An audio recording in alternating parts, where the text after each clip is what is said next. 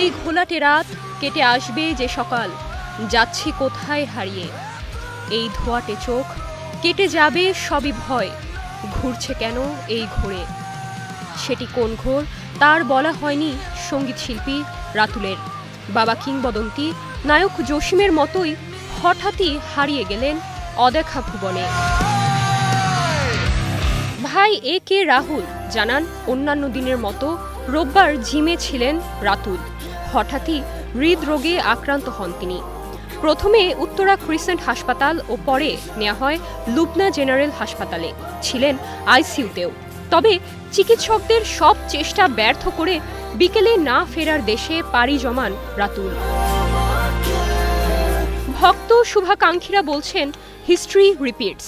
বাবার মতোই অল্প বয়সে চলে গেলেন এই শিল্পী। পরিবারের সিদ্ধান্ত অনুযায়ী বনানী কবরস্থানে বাবা জসিমের কবরে চিরনিদ্রায় শায়িত করা হয় তাকে। রক ব্যান্ড ওন্ড এর ভোকালিস্ট, বেসিস্ট ও সাউন্ড ইঞ্জিনিয়ার ছিলেন রাতুল। ছিলেন ব্যান্ড অর্থহীনেরও সাউন্ড ইঞ্জিনিয়ার। বাবার পরিচয়ের বাইরে নিজের আলাদা একটা ফ্যান বেস তৈরি করেছিলেন তিনি। আন্ডারগ্রাউন্ড রক মিউজিকে ছিল তার সব মনোযোগ। এখন সেখানে শুধুই শূন্যতা। Nirjona Nusrat, star news.